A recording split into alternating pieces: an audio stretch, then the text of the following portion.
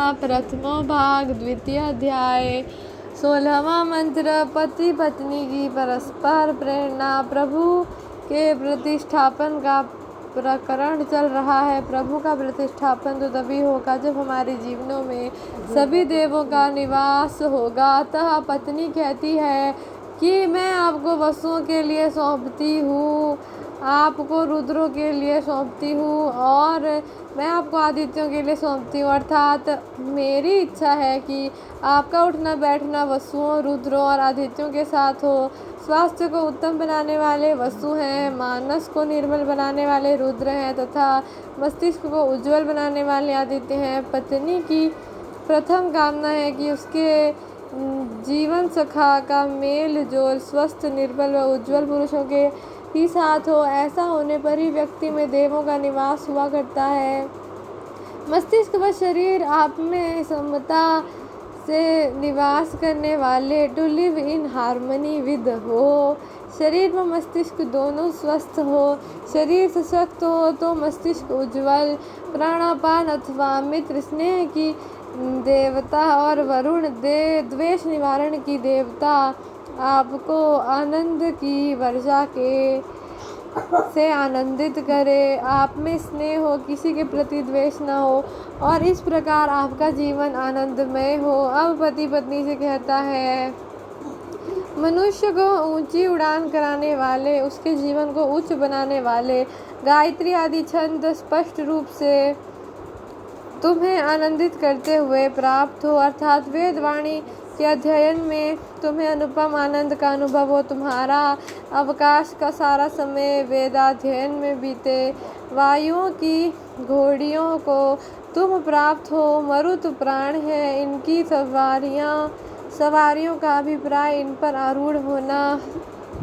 प्राण साधना के द्वारा प्राणों को वश में करना है। तुम प्राणायाम करने वाले बनो। आचार्य ने लिखा है कि यह प्राणायाम रूप योग साधना पत्नी भी अवश्य करे। प्राण साधना के द्वारा तू वशाचित वृत्तियों को वश में करने वाली बन। योग चित्त वृत्ति निरोध ही है। प्रतिदिन के प्राणायाम के अभ्यास से तेरा चित्त तेरे वश में हो। तू चित्त वृत्ति निरोध के द्वारा सूक्ष्म बुद्धि होकर ज्ञान दीप्तियों का स्पर्श करने वाली बन। तू प्रश्नी होकर प्रकाश को प्राप्त कर दिव्यता का साधन कर और तब हमारे लिए आनंद की वृष्टि लाने वाली हो। घर में पति तो खूब ज्ञान संपन्न हो परंतु पत्नी ज्ञान शून्य हो तो घर में आनंद नहीं आता। अतः पति कहता है कि पत्नी भी ज्ञान संपन्न व संयत जीवन वाली हो और घर को सदा प्रकाशमय रखे। अब पति पत्नी दोनों मिलकर प्रभु से प्रार्थना करते हैं कि हमारी उन्नति के साधक प्रभु, आप हमारे ज्ञान के रक्षक हैं। आप मेरे ज्ञान की रक्षा कीजिए, मेरे दृष्टिकोण को ठीक बनाए रखिए। वस्तुतः संसार का अच्छा व बुरापन हमारे दृष्टिकोण पर निर्भर करता है।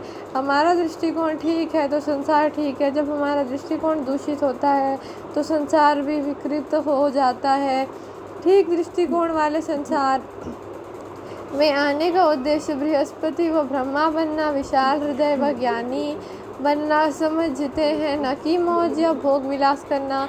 जब हमारा दृष्टिकोण ठीक होगा तो संसार पुण्यमयी बनेगा, अन्यथा पापमयी। भावार्थ, घर में पति पत्नी दोनों ज्ञान संपन्न व स्वस्थ हो, उनका दृष्टिकोण ठीक हो। 17वां मंत्र। अविस्मरण। गत मंत्र के अंतिम शब्दों के अनुसार जब मनुष्य का संसार में रहने का दृष्टिकोण ठीक होता है तब वह बृहस्पति व ब्रह्मा बनने के मार्ग पर चलता है, न कि मौज के मार्ग पर।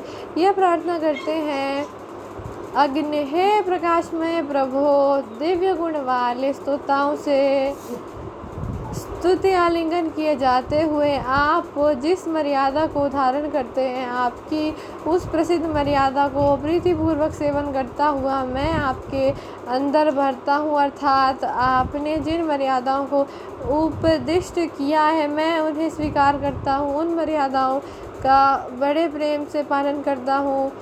यह मैं आपसे विस्मरण के कारण दूर नहीं होता। निश्चय से मैं यह संकल्प करता हूँ कि संसार में आने के अपने उद्देश्य को मैं भूलूंगा नहीं। आपका स्मरण करता हुआ मैं सदा मर्यादाओं का पालन करूंगा और अपने इस मानव जीवन में आगे और आगे बढ़ता हुआ उत्तम सात्विक गति वाला ब्रह्मा व बृहस्पति बनकर रहूंगा। मैं ऐसा बन सकूं, इसके लिए प्रार्थना करता हूं कि संसार के अग्रणी प्रभु का प्रीति देने वाला रक्षण मुझे अवश्य प्राप्त हो। प्रभु के रक्षण के बिना मैं इस उच्च स्थिति में क्या पहुंच पाऊंगा।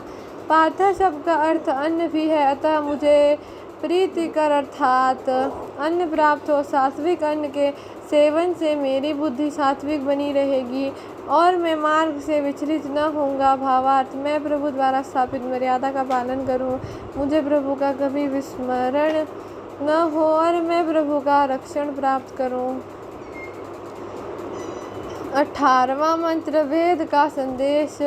गत मंत्र में उपासक ने प्रार्थना की थी कि मैं प्रभु को न भूलूं। इस भक्त से प्रभु कहते हैं कि उत्तम गति वाले तथा उत्तम सेवन पूजन वाले बनो। तुम्हारे कर्म उत्तम हो, तुम्हारा प्रभु भजन उत्तम हो। कई बार प्रभु वचन विकृत हो जाता है और हमें परस्पर द्वेष करने वाला बनाता है। तुम्हारा प्रभु पूजन तुम्हें सर्वभूत हिते रता बनाए। प्रेरणा के द्वारा तुम अपना वर्धन करने वाले बनो। मेरी प्रेरणा को सुनो और आगे बढ़ो। फिर कृष्ण आच्छादन में तुम स्थित हो। औरों के दोष का उद्घोषण करते हुए तुम निंदक न बन जाओ, इससे तुम्हारा अपना ही जीवन निकृष्ट बनेगा। प्रस्तर का अर्थ पत्थर भी है। तब अर्थ इस प्रकार होगा कि तुम पत्थर पर स्थित हो, अर्थात पत्थर के समान अविचल होने की भावना को धारण करो। तुम्हें नीति मार्ग से किसी प्रकार की स्तुति, निंदा, संपत्ति का लोभ, मृत्यु का भय विचलित करने वाला न हो। तुम परिधि में चलने वालों में उत्तम बनो। तुम्हारा जीवन उत्तम एवं मर्यादित हो और क्रीड़ा की भावना वाले बनो। संसार में जय पराजय, हानि लाभ व जीवन मरण को क्रीड़ा के रूप में देखो। तुम में स्पोर्ट्समैन लाइक स्पिरिट हो। यह खिलाड़ी पुरुष की भावना तुम्हें हर्ष शोक के द्वंद्व से ऊपर उठा दे। बस इस वाणी को, इस उल्लिखित वेद संदेश को तुम सब सोते जागते उच्चारण करते हुए अर्थात सदा स्मरण करते हुए इस वासना शून्य पवित्र हृदय में आसीन होकर आनंद का अनुभव करो। हम उल्लिखित वेद संदेश का जब तो करे ही उस वाणी में स्थित भी हो, अर्थात उसके अनुसार आचरण भी करें, तभी हमारे हृदय वासना शून्य बनेंगे। जब हम इस वाणी का उच्चारण करते हुए इसके अनुकूल आचरण करेंगे, तब स्वाहा हम अपने स्वार्थ का त्याग और औरों के लिए सुखों का वाहन करने वाले बनेंगे। धर्म का सार ही है कि परोपकारः पुण्याय।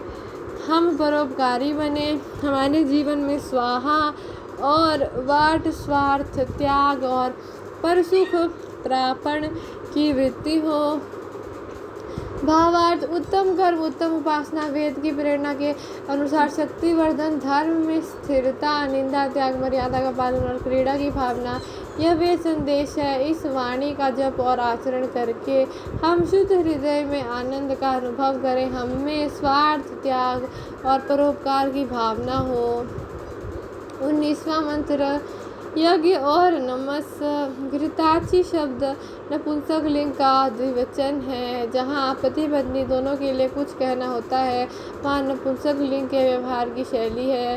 प्रभु पति पत्नी से कहते हैं, तुम दोनों मल्लों के शरण से क्रिया के संचालक हो, गृहस्थ की गाड़ी को उत्तमता से खींचने वाले हो। यज्ञशील बनकर अपनी रक्षा करो। यज्ञ मनुष्य को विलास और परिणामतः विनाश से बचाता है। तुम दोनों सदा स्तुति तथा आनंद में स्थित होते हो। प्रभु स्तवन से तुम्हें आनंद का अनुभव होता है। मुझे अपने में धारण करो। प्रभु को धारण करना ही मानव जीवन का अंतिम लक्ष्य है। यज्ञ और नमन तेरे सदा समीप हो। तू यज्ञ करे और नम्रता पूर्वक उन यज्ञों को चरणों में अर्पित करने वाला बन। यही तो करना है और करना और छोड़ना। करना तो सही, परंतु उन कर्मों का अहंकार न करना। और तू यज्ञ के कल्याण कर मार्ग में सम्यक्तया स्थित हो, अर्थात तू यज्ञों से कभी दूर न हो। मेरी अत्यंत प्रिय इन उत्तम यज्ञों में स्थित होकर मैं संतुष्ट मुझ में स्थित हो। यज्ञों के द्वारा हमें प्रभु में स्थिति प्राप्त होती है। इसी ब्राह्मी स्थिति को प्राप्त करना जीवन यात्रा का अंतिम लक्ष्य है। भावार्थ, हमारा जीवन उत्तम यज्ञों से परिपूर्ण हो। उन यज्ञों को प्रभु चरणों में अर्पित कर हम प्रभु में स्थित होने वाले हों। 20वां मंत्र। विद्याभ्यसनम व्यसनम हरिपाद सेवनम व्यसनम। पिछले मंत्र की समाप्ति इन शब्दों पर थी कि यज्ञ में स्थित होकर तू मुझ में स्थित हो। प्रस्तुत मंत्र का विषय ये है कि यज्ञ में स्थिति कैसे हो। हमारा जीवन यज्ञमय हो, अतः हम प्रभु से प्रार्थना करते हैं, हमारी सब उन्नतियों के साधक हे प्रभु, जिसके आश्रय में मनुष्यों का नाश नहीं होता अथवा अहिंसित गति वाले सर्वाधिक सर्वव्यापक प्रभु, मुझे द्युत रूप घातक वृत्ति से बचाइए। मुझ में जुए की भावना उत्पन्न न हो। मैं सदा श्रम से ही धनार्जन की वृत्ति वाला बनूं। पार्श्व से मत खेल, कृषि ही कर वेद में दिए गए आपके इस उपदेश को मैं कभी न भूलूं। इस प्रकार पुरुषार्थ से धन कमाने की वृत्ति वाला बनाकर आप मुझे प्रसिद्धिया विषयों के बंधन से सुरक्षित कीजिए। मैं किसी विषय बंधन में न पड़ जाऊं। मुझे सांसारिक विषयों का चस्का न लग जाए। मुझे अशुभ इच्छाओं से सुरक्षित कीजिए। मुझ में अशुभ कामनाएं उत्पन्न ही ना हो, इसके लिए अशुभ भोजन से बचाइए। आहार के शुद्ध होने पर अंतःकरण भी शुद्ध रहता है और अशुभ इच्छाओं के उत्पन्न होने का प्रश्न ही नहीं रहता। वस्तुतः यहाँ द्विध्वु प्रसिद्धि, दुरिष्टि तथा दुर्धनी में एक विशेष कार्य कारण संबंध है। अशुद्ध भोजन न होने पर अशुभ इच्छाएं नहीं होती। अशुभ इच्छाओं के न होने पर मनुष्य विषयों की ओर नहीं झुकता और विषयासक्ति न होने पर मनुष्य द्युत वृत्ति से धन कमाने की ओर नहीं झुकता। हे प्रभु, हमारे अन्न को विषरहित कीजिए। हमारे भोजनों में किसी प्रकार के मदजनक व स्वास्थ्य विघातक अंश न हो। इस प्रकार शुद्ध भोजन से शुद्ध मन व शरीर वाला होकर तू इस गृह में उत्तम प्रकार से आसीन हो। तू स्वार्थ त्याग की वृत्ति वाला बन और सभी को सुख प्राप्त कराने वाला हो। तब उन्नतियों के साधक निद्रा के द्वारा रक्षण करने वाले प्रभु के लिए तू अपना समर्पण कर। प्रभु ने हमारी उन्नति के लिए ही इस निद्रा का निर्माण किया है। इसमें कुछ देर के लिए हम सब कष्टों को भूल जाते हैं। शरीर की सब टूट फूट ठीक हो जाती है। उत्पन्न हुए कुछ मल दूर हो जाते हैं और हम अगले दिन के कार्यक्रम के लिए उद्यत हो जाते हैं। रात्रि में सोते समय हम प्रभु का ध्यान करते हुए सो जाएं तो सारी रात प्रभु से हमारा संपर्क बना रहता है और हम अद्भुत आनंद का अनुभव करते हैं। ज्ञान की अधिष्ठात्री देवता सरस्वती के लिए, जो कि यश की भगिनी सेवन करने वाली है, उस ज्ञानाधिदेवता के लिए तू अपने को समर्पित कर। रात्रि में निरंतर तेरा स्मरण व प्रभु संपर्क चले तो तेरा दिन ज्ञान की उपासना में बीते। इस प्रकार दिन में तेरे दो ही व्यसन हो, प्रभुपाद सेवन तथा सरस्वती का आराधन। विद्याभ्यासनम व्यसनम, हरिपाद सेवनम व्यसनम।